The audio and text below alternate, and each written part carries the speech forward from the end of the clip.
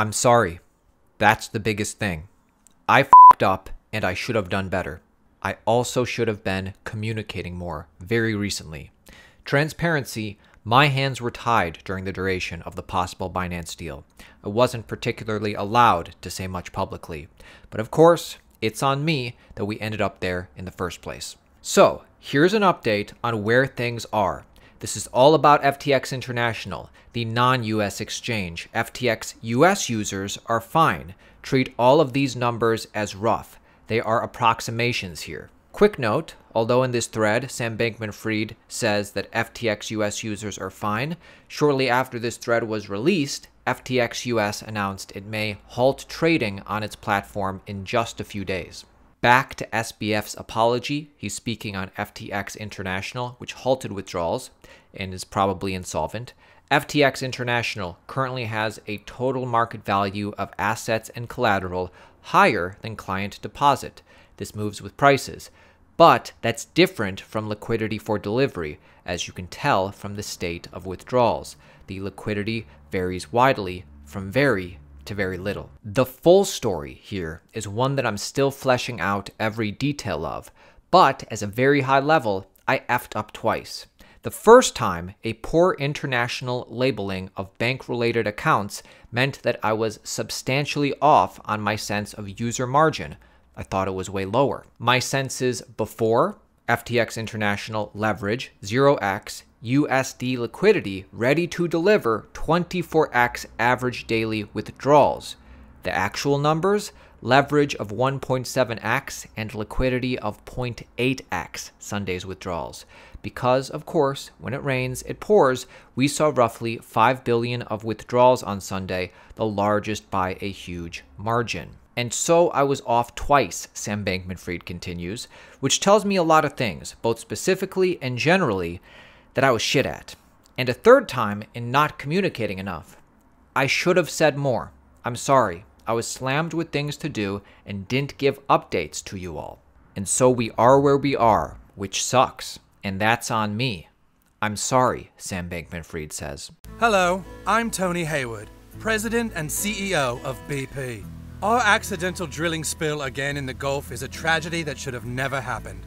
And to all those affected, I want to say, we are deeply sorry. We're sorry. We're sorry. We're sorry. Sorry. We're sorry. We're sorry. Sorry. We're sorry. I'm deeply sorry. Sorry.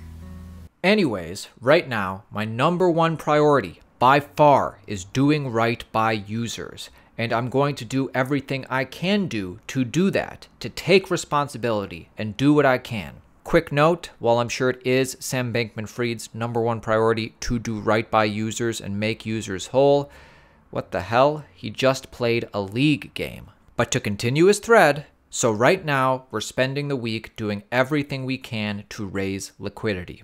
And I can't make any promises about that, but I'm going to try and give anything I have to if that will make it work.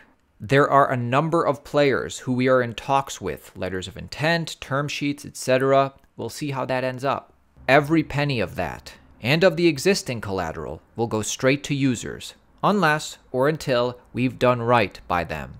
After that, investors, old and new, and employees, who we'll talk about a little later, employees who have fought for what's right for their careers and who weren't responsible for any of the F-ups. Because at the end of the day, I was CEO, which means I was responsible for making sure that things went well.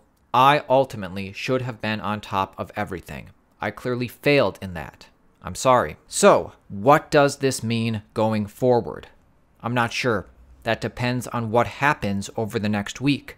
But here are some things that I do know. First, one way or another, Alameda Research is winding down trading.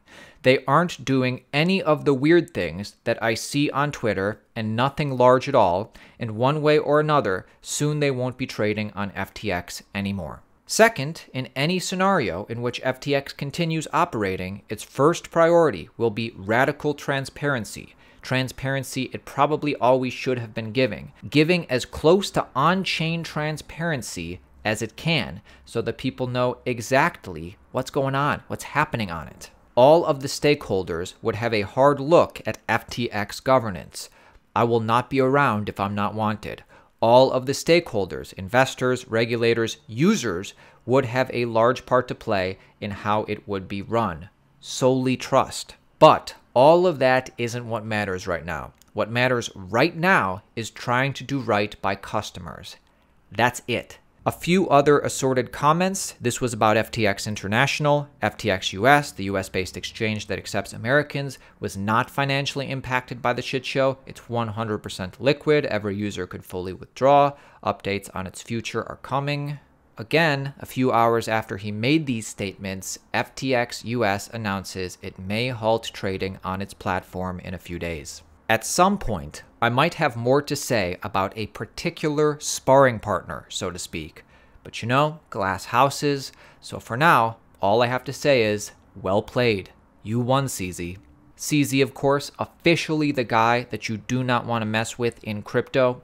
Binance fired its final bullet when it made this statement late in the day yesterday, only 24 hours after it said it would buy FTX, as a result of corporate due diligence as well as the latest news reports regarding mishandled customer funds and alleged U.S. agency investigations. We have decided that we will not pursue the potential acquisition of FTX.com. This was part of CZ's master plan all along. For full context on that, check out our video from a couple days ago or any of the videos from the past few days.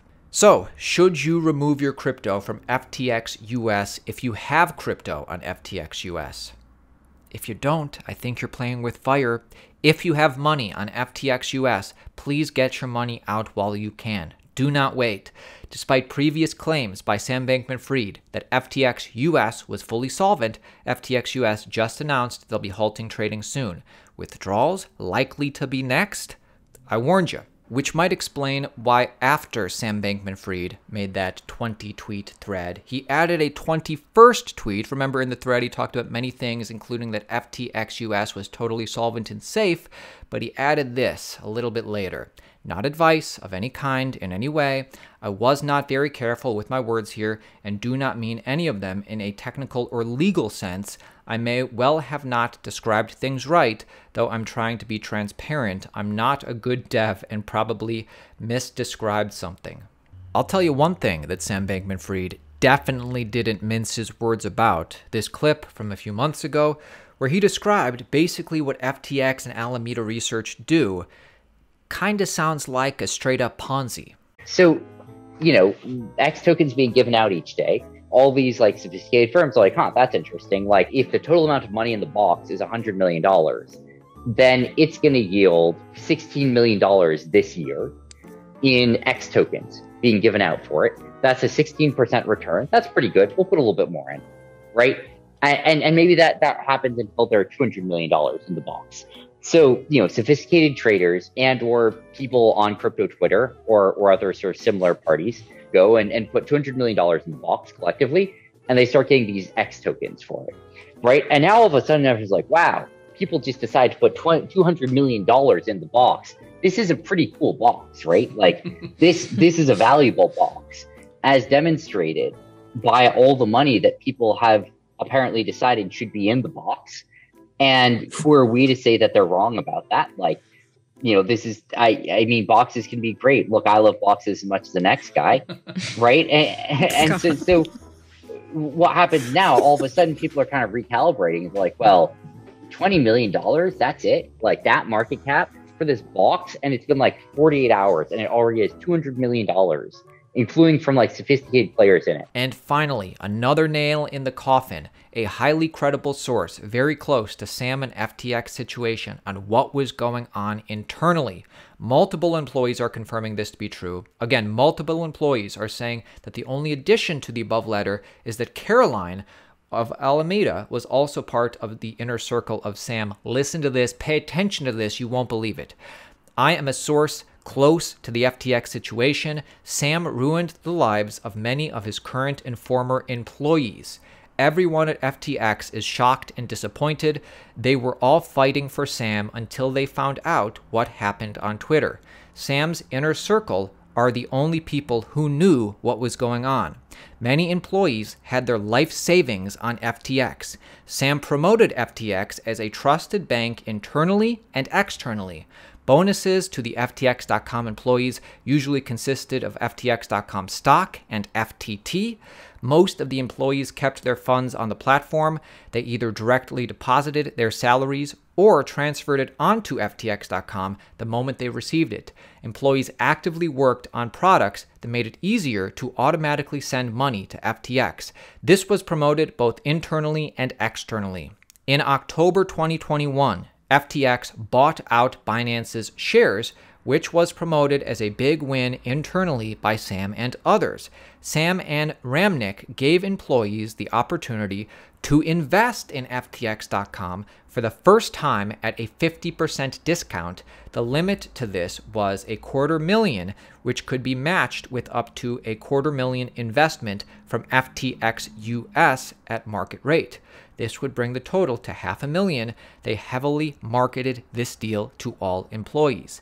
Most saw this as an amazing opportunity, everyone from top leadership down to customer support. Shares had to be earned at FTX, and no employees received equity. When they were hired, employees were given 2 weeks to send money to FTX before Thanksgiving, and FTX was relentless on following up about it. Sam and others marketed this as an opportunity to make 100% of your money overnight and 4 to 5x over a few years. The majority of people invested more than they should. Everyone believed in Sam. Many have now lost their entire life savings because they saw Sam and FTX as the safest bet and they believed in him. Employees now fear their money has been all sent to Alameda. On June 6, 2022, Sam claimed he was hiring more people while others cut jobs on Twitter. He went on CNBC to talk about this. Sam cut 20-plus people the next day. Employees found out that they were being fired when they couldn't speak in the Slack chat anymore. They were removed individually, one by one. Sam did not fire employees directly. He only posted a message in the internal Slack hours after the firing and more or less blamed the employees for not being culture fits. Not a culture fit was a very common phrase said. Employees that disagreed with Sam on things were very quickly removed. Finally, one last thing that's really not widely known in the power dynamics of FTX. Nishad's longtime girlfriend Claire was hired in January after living with Sam for months in a shared apartment in Albany. She was immediately promoted to an executive and head of HR. She had the power to fire anyone she deemed not a cultural fit who disagreed with Sam. Claire ran the show day to day alongside Constance. Sam's inner circle consisted of himself, Constance, Nishad, Claire, and Gary. A few ex-Alameda traders that joined the FTX venture team also knew what was going on. That was it. So Sam owes a lot more than just an apology to the users, to the employees, to the investors. Comment your thoughts on the situation below. Subscribe to the channel. We post a video every day, keeping you informed on the entire cryptocurrency market. This is my message to Sam. I'll see you tomorrow. You son of a bitch. You piece of shit. You goddamn fucker. Listen, kid.